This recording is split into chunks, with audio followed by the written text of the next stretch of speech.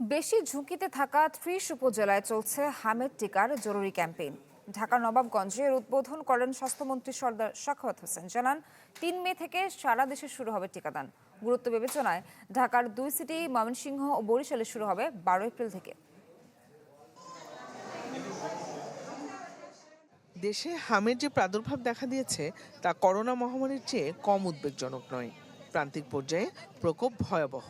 দিশেহারা অভিভাবকরা গ্রাম থেকে শহরে হাসপাতালে ছুটছেন বাচ্চাদের নিয়ে। হামের প্রাদুর্ভাব রুখতে ২ কোটি শিশুকে টিকাদান কর্মসূচির আওতায় আনতে যাচ্ছে সরকার। রোববার সকালে ঢাকার নবাবগঞ্জ উপজেলায় টিকা কর্মসূচি উদ্বোধন করেন স্বাস্থ্যমন্ত্রী সর্দার সাখাওয়াত হোসেন। এ সময় ইউনিসেফ ও বিশ্ব স্বাস্থ্য সংস্থার প্রতিনিধিরা উপস্থিত ছিলেন। গত ৬ বছর ধরে হামের টিকা ক্যাম্পেইন বন্ধ থাকায় হঠাৎ করেই ছড়িয়ে পড়ছে হাম। তাই আগামী ১২ এপ্রিল থেকে ঢাকার ২ সিটি কর্পোরেশন সহ ময়মনসিংহ, বরিশাল এবং ৩ মে সারা দেশে হামের টিকা দিবে সরকার। এখন আজকে থেকে তো পুরা দমে আমাদের ৩০টা উপজেলায় শুরু হচ্ছে। তারপর আমরা সারা বাংলাদেশ ৩রা মে থেকে আমরা শুরু করব। উই উইল হ্যাভ এনাফ ভ্যাকসিনের মধ্যে যে এই টিকাটা ডাবল নিলেও কোনো রিয়াকশন বডিতে নাই, কোনো রকম ক্ষতির কোনো সম্ভাবনাই নেই। কাজে যদি কেউ নিতে চায় নেই, অসুবিধা নেই কোনো।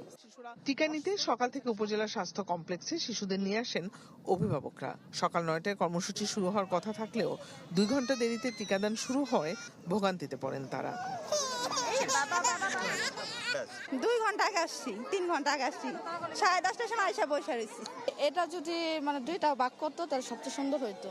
একটা কারণে আমি ভিড়টা হয়ে গেছে, বাচ্চারা তো অসুস্থ করতেছে।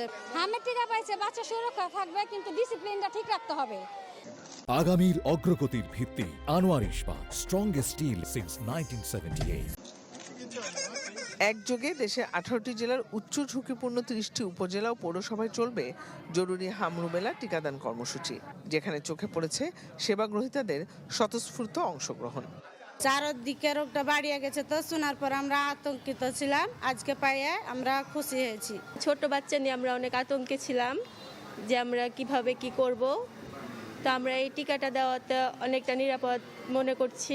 সারা বাংলাদেশে যেভাবে বাড়তিছে হাম, তাতে বাচ্চা সুরক্ষার জন্য বুস্টার ডোজের জন্য আমরা এখানে এসেছি। ঈদুল আজহার আগে আগামী 21শে মের মধ্যে সারা দেশে কর্মসূচি শেষ করতে চায় সরকার।